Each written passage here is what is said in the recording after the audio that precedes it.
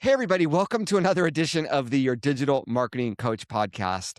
It's always great to have an author on the podcast, but when that author is an old friend and there's a story behind it, it makes this even more meaningful, both for me, for guests, and hopefully for you. So we're going to roll the clock back around 10 years. Yes, there was life 10 years ago before TikTok. And 10 years ago, I actually, with a co-founder, co-founded, obviously, a social media marketing technology conference called the Social Tools Summit. And this was held beginning in Boston, where my co-founder was located. And as we were reaching out to potential speakers, and I wanted to bring on actual corporate practitioners, there was a gentleman from Extreme Networks. Now, if you're in the B2B space like I was, very, very famous, prominent company in B2B, technology, but he wanted to speak about visual social media. Now, this was during the time, one of my bloggers, Julia Campbell, she's very big in the Pinterest and nonprofit space. She was talking about Pinterest. We had Sue B. Zimmerman, for those that remember, was there. She was our fellow Instagram content creator for the day.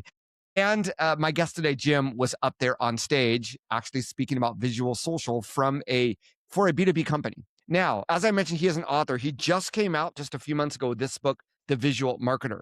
Mark Schaffer wrote the foreword. He's on Joe Pulizzi's Tilt Publishing platform. He has a praise for the visual marketer from David Armano. These are three of my favorite marketers and people in the world. So it's been well vetted. And I just want to read you, Jim was very nice, where he mentions me in the introduction. About a decade ago, Neal Schaffer, a renowned marketing author, consultant, and speaker, contacted me. He was organizing a new conference and wanted me to speak at it. He invited me because he said I had a story he hadn't heard before, a designer who later became a marketer. At the time, I didn't think my career arc was that unique. Over the years, I've talked to many marketers who admitted their jobs would be easier if they had my design background. And I will tell you, and as Jim points out in his book, and I'm sure he'll talk about today, we know that the world of marketing today is visual on any social media platform, on web platforms, wherever you are, on YouTube. As marketers, as business owners, as consultants, as entrepreneurs, we all need to get better with our visual.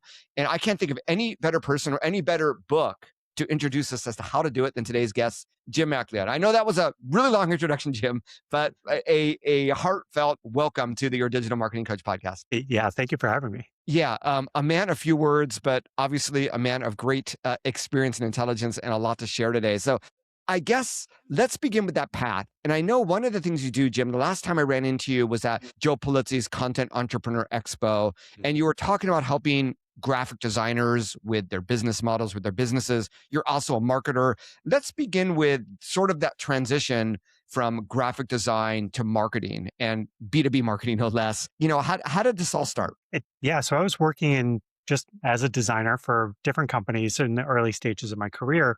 And then I landed at Extreme, or the company that eventually became Extreme. It was called Interisys at the time before Extreme acquired them. And it was a small 15-person marketing team. But these people were so advanced in so many different areas. And I'd worked for a marketing agency in the past. I had worked kind of adjacent to marketing, but this was the first time I was really sitting in all of those marketing meetings, all the kind of brainstorming and session and just strategy meetings. And I really started to learn a whole lot. And I'd been building websites up until that point. So I kind of also had this side way in. But once I started to see it all come together, then it kind of dawned on me. It was like, what I'm doing, because I'm already touching every piece of marketing that's going out except for press releases. So I already see everything that's coming through, because the creative team, the design team ended up almost being like the central hub for everything that marketing was doing. And so that really I really started to understand how it all comes together. And then I was able to actually start suggesting things and get into branding and content and social. And all of a sudden, graphic design just kept kind of spreading sideways into all these different areas of marketing. And before that, was your original strength graphic design, or is that something you more acquired as you got deeper into marketing? No, graphic design. I've got a bachelor's in graphic design. I originally wanted to be an illustrator and studied graphic design as a backup to that, but then found I really enjoyed design. So I was just a designer, straight out of school, and working with the marketing teams, it kind of lit a new fire under me that I didn't know I originally had. And it was one of those things where it's like, oh, I wish I'd almost studied this in the beginning, but because I have that design background, and a lot of design is figuring out what's the most important thing, what do I want the viewer to see, And a lot of the basics of design can easily be layered onto the basics of marketing, which is thinking about the end user. What do they want? What problems are you trying to solve? And design is very similar in a lot of those ways. So did you see once you were part of this, 15-person marketing team is not a small marketing team for a lot of the people listening to this podcast by any Yeah. means. But once you saw how marketing worked, did it give you this clear and obviously this was I think you began at Extreme in the 2010s. Mhm. So over time, has your approach to this design approach to marketing, I guess, how has it changed over the last decade to get us fast forward to where we are today? Yeah, I'm always looking at things. The design aspect of it forces me to look at things from the end user point of view. And so that applies to UX, that applies to digital, applies to a lot of different areas in marketing. So that, I'm not just making something that looks cool. I'm making something that lets the viewer know the basics of, can they solve my problem? Do they understand my problem? Can they solve my problem? Can they solve it now? Right. So it's a lot of what's the message, what's the story that's going into the design, but then also the marketing campaign and marketing messaging overall. So it all fits nicely together. So, Jim, I've worked with a lot of designers in the past, both with Mhm. clients and myself with, other freelancers. You are hyper focused on the end customer. And after reading your book, the customer experience as a graphic Mhm. designer, I haven't really met other graphic designers that have that focus. They're more focused on the design trends and sort of the look and feel. And even I've never really heard them talk about customer experience, customer expectations. Would you say you're an outlier?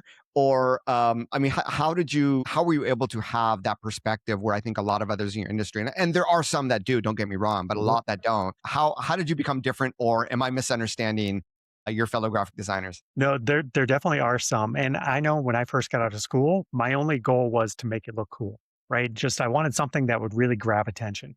But then I was able to work with some great creative directors and some great marketing folks to really kind of change my perspective on things. And that really helped me a whole lot. And then actually working with a bunch of junior designers and kind of seeing that evolution where they're coming out of school and they're laying things out. And I could kind of see, well, if you flip that headline and subhead, it's going to resonate a lot better. Or if you put that image Mhm. over there, people are going to be able to come in and think of it that way.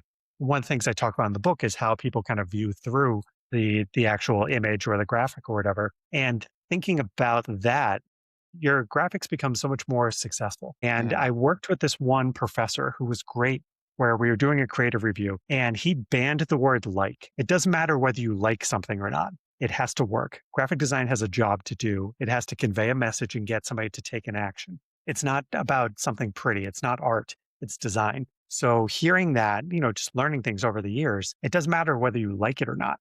Is the design, is the graphic doing the job it's supposed to do? So there are some designers who are great at that. And there are other designers who just want something that looks cool.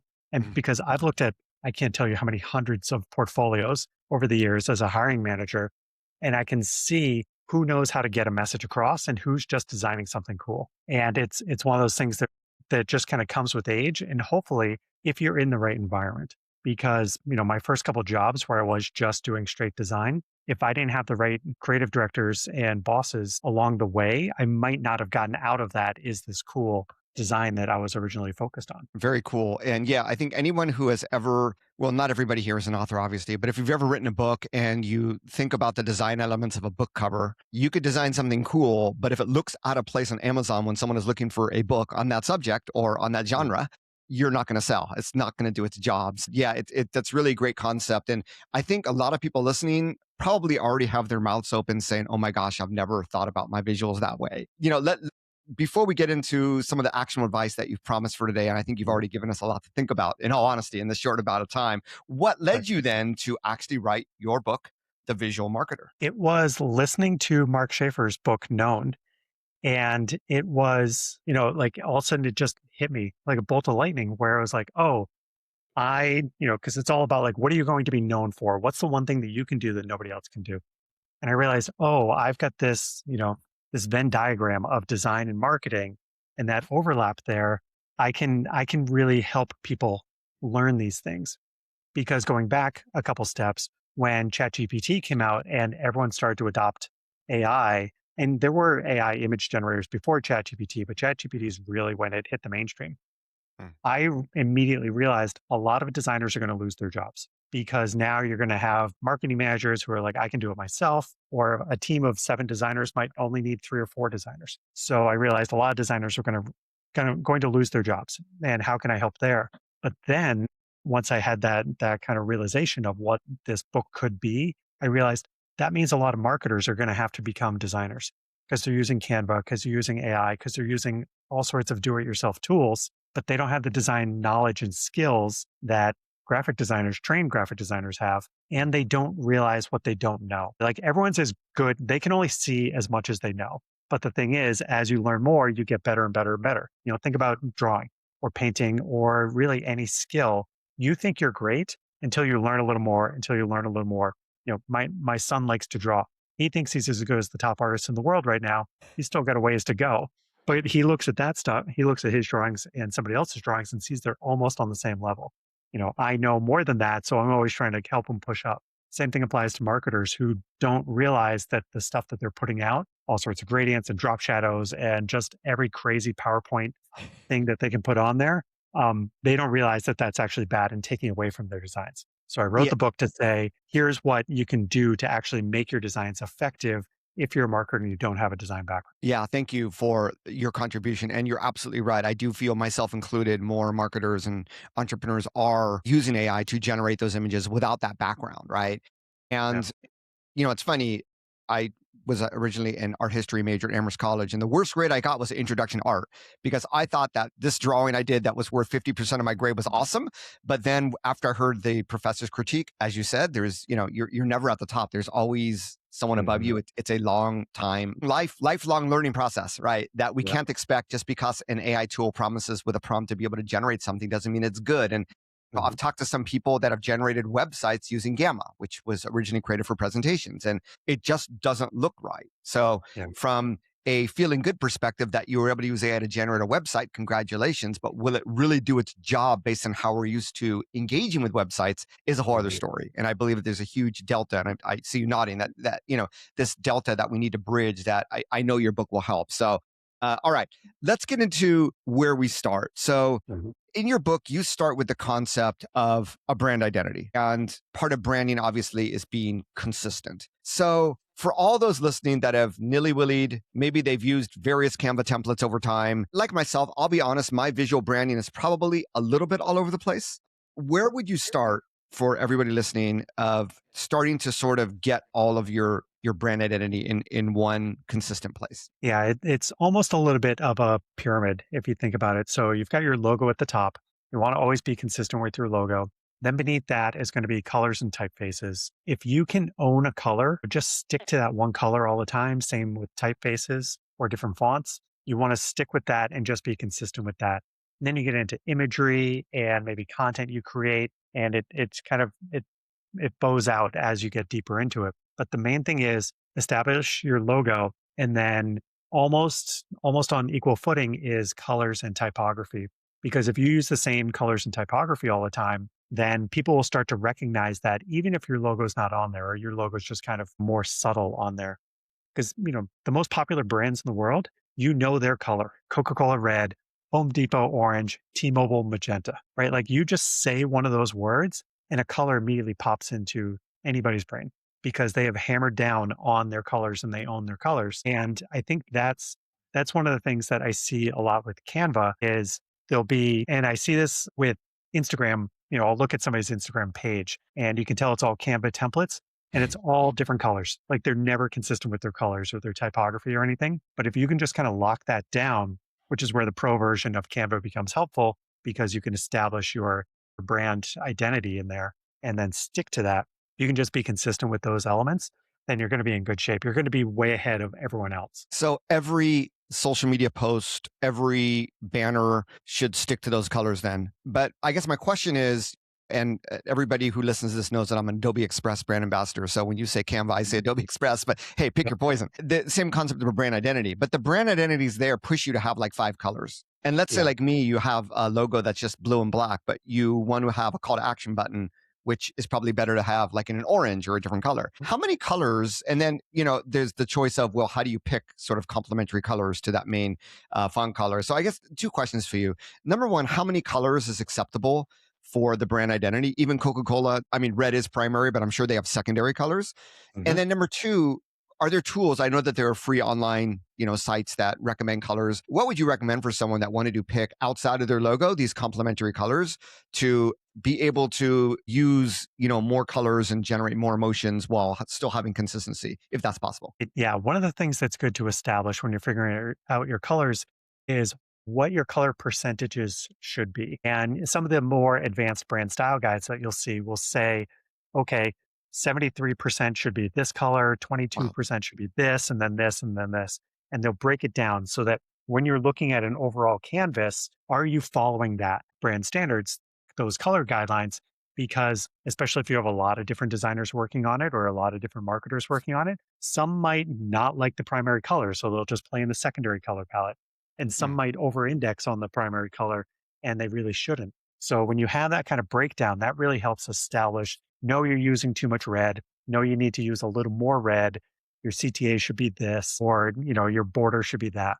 You can establish a lot of that with your brand style guide. When it comes to selecting your colors, Adobe actually has a great tool just called Adobe Color, color.adobe.com. Hmm. And you can drop your primary color in, and it gives you complementary colors, tertiary colors. And there are like 5 or 6 different options you can choose. And you punch in your one number, and it'll give you the 4 colors to the sides of it. And it'll show you where on the color wheel they sit. So if you're like, this is a little too brown, you can try to slide things in, and this one will shift, but it'll also shift this one over here because it's trying to keep all 5 colors in harmony. And kind of getting back to your question about how many is a good number, I've seen as few as 3 and I've seen as many as 20, but it needs to be clear that this is your primary, this is your secondary, this is your tertiary. Sometimes these colors are only used in this vertical, or these colors are only used with this sub product line. But the whole thing, it depends on the size of your company, but the whole thing needs to be cohesive so that everything can work with your primary color and your logo. So let me thank you for that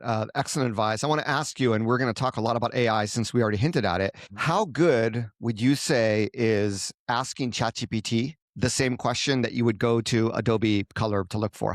AI is good for some things, better for others, worse for others. How good do you think it is at color recognition and color recommendation today? It's pretty good. I would actually use the Google Gemini Okay. instead for that, just because Nano Banana is far out exceeding what ChatGPT's image capabilities are. And it's all everything. Everybody's leapfrogging each other. Every 3 to 4 weeks we get a new model. It's like, oh, this is better than anything else we've ever seen.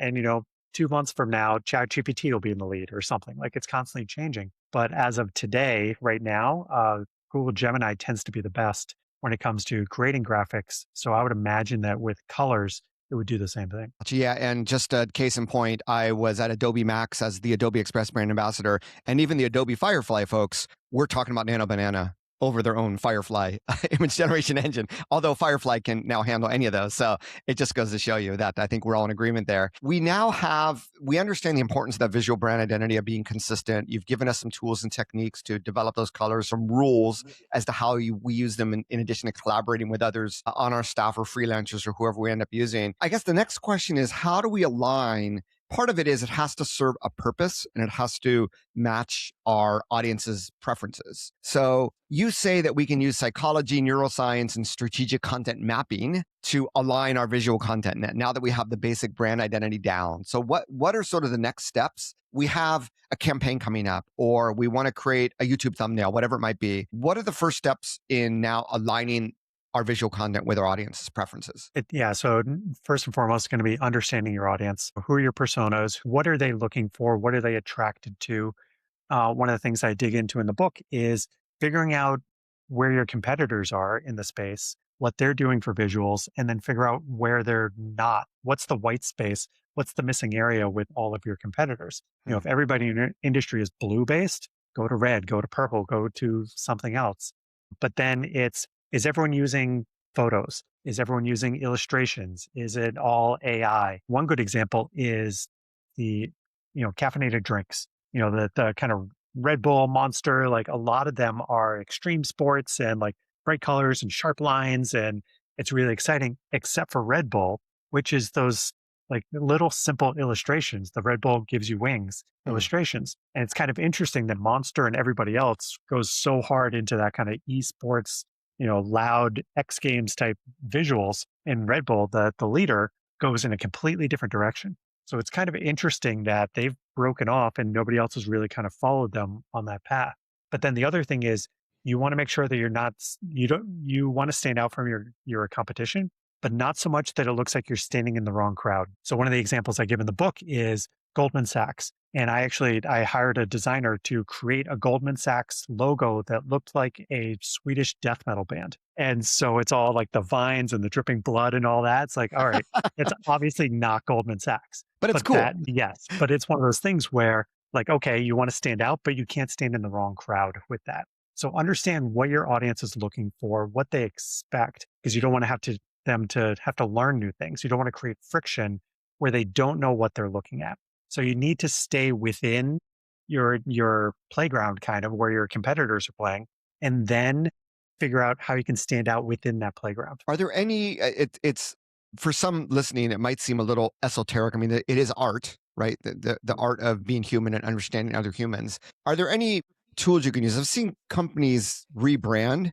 and their new logo just seems off. And it reminds us of how we have emotional attachments to logos and to visual, brand identity. Are there any tools that we can use that you know of or that you recommend to help us better understand our audience's expectations? I suppose looking at our competitors, obviously, because our audiences are also looking at competitors is one way to do it. Any other thoughts on that subject of other tools or ideas or techniques that you might recommend? Tools, I don't know, because the best feedback you're going to get is from actual customers or prospects. And a couple of years ago, I went through a rebranding exercise, and we interviewed maybe 50 customers, and through multiple sessions. What do you think of this logo? What do you think of this logo? And it's a long, painful process, especially if you're the designer who worked on some of those logos, and you've got a whole focus group saying that's awful. But designers have to grow a thicker skin when it comes to those sort of things. But talking to those people, you start to hear what they like about what already exists and what they think about others in their space. Because in a lot of the industries I've worked in, you're not the only person or you're not the only company in your industry that your customer buys from. So they'll buy a little from you, a little from somebody else, a little from somebody else. Mm. So they see all of your marketing materials and all of your products on a regular basis. So you can if you ask your customers about that, they're going to tell you what they like about yours and what they don't like about yours, and then also your competitors too. And so that's where you want somebody who really understands customer research in order to dig into you've given us all the feedback about us. What about the competition? What about the others out there? What do you think of them? And then that's how you can really get great feedback to figure out where you want to move forward. Yeah, that's excellent advice. And it's just another reminder of the power of actually asking your clients, asking your customers. And I believe the best mechanism to do this is not a once out of the moon, survey monkey, but actually establishing a community, right? Of Yeah. customers, of fans, of advocates that you can, a great avenue to tap into. And obviously not just for what should my visual brand identity be, but really what should my next product be or whatever it might be. So a great reminder of that. Another thing I wanted to ask you, and you had hinted, just getting more into, we have our brand identity and we've gotten some feedback as to how we need to align it with our customers. And I think that alone, if you can do that, you're way ahead of most companies. But let's get into the art of repurposing. So now that we have this, and there are tools out there, I mean, Riverside.fm is one tool that we're recording this on that allows you to repurpose. But obviously, Adobe Express, Canva, just create one, and then boom, you have like 30 different pieces, different dimensions, different languages, what have you. What would be your advice? Because repurposing is such a central skill for marketers today. What would be your advice to be able to repurpose, but with this consistent brand identity in mind? Well, the first thing I like to do is figure out what the pillar piece of content is and then go backwards and go forwards. And then to create a calendar of all these different assets that are going to be created that lead up to the pillar piece of content and then everything that comes afterwards, the post promotion. So I have an entire page in the book dedicated to this massive flow chart of like it's maybe a couple months of how much time you spend and what you're releasing leading up to the pillar piece of content. And again, surveys is kind of how it starts because you want to identify the pain and then you identify the solution to the pain. And then so you identify the pain with the survey. and then say, hey, everyone's having this problem. And then a week or two later, you come out with like, and here's the solution to that problem. So you kind of back into your product in that way from a marketing standpoint. But everything should be brand aligned at that point. Well, the early stuff doesn't necessarily need to be brand aligned because it's more industry focused. So let's say you do a survey and you release a webinar or an infographic about that. Your infographic at that point shouldn't be company branded.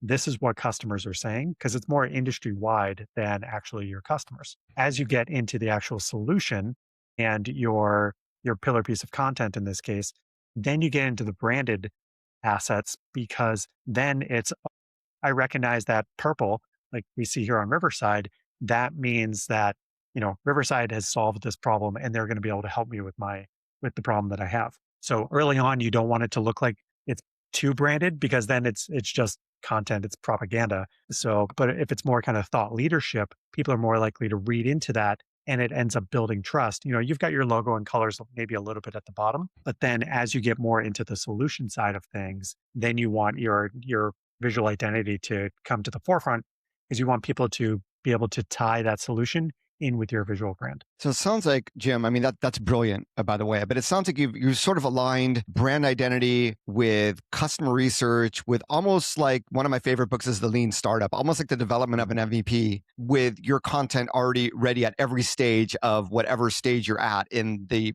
development and then release and promotion. Would that be a great way of, if you have a product launch, if you don't know what your next product's going to be or what your next book's going to be or what your next big, ebook's going to be, to literally from your book, use that process to not only be able to create the visual content, but it will actually help you create the actual product. Is that a safe, assumption to make? Yeah, that would be obviously probably a longer timeline because you can't do a survey and then release the product 30 Of days course. later. Right. But yeah, it's that same basic model, but on a larger scale. Yeah, that's brilliant. Wow. In such a short period of time, we've covered so much. Is there anything else from the visual marketer that we missed today? I think, we covered a lot of the great stuff, but any other advice you want to give everybody out there about becoming more of a visual marketer? The big thing that I really try to say is consistency matters more than creativity, which is really tough when you're dealing with a lot of creative people, especially designers, but even marketers. There's a lot of creativity that we want to put into these things, but you can't be too creative when it comes to your visual identity. But things need to look unique. You don't want people to think that they're seeing the same visual every time. Mm. But the reality is you need to be consistent. You need to keep your colors and your typefaces and your logo treatment and your photo treatment or your image treatment. That needs to be consistent across the board for a couple of years when you first launch it. Because as soon as you get sick of it, people are just starting to identify it and recognize it. So you need to keep consistent with it. It's this kind of weird thing where I repeat myself so many times throughout the book because I'm trying to be consistent with that message of be consistent because it's really the most important thing when it comes to visual identity and visual marketing. Excellent advice, Jim. Some great advice for all of us. If people want to buy your book, learn more about you, what you do, how you help not just graphic designers, but businesses as well, where should we send them? Visual marketing, visualmarketer.co is the site where they can check that out. It's also available on Amazon, and jimmacleod.com is my primary website, MACLEOD. And then I'm on LinkedIn also. So I'd love to connect with anybody who's interested in this topic. Awesome. Jim, thank you so much for, not just being a friend, not just for writing, a standout book that's going to help a lot of people, but also for being so generous and sharing all your advice today. Thanks for helping inspire this. Because like I said in the introduction, like you're the one who first made that kind of connection that I hadn't even seen yet. It's all you, my friend. You actually took action, which is my keyword for the year. But yes, thank you once again, Jim. Thank you.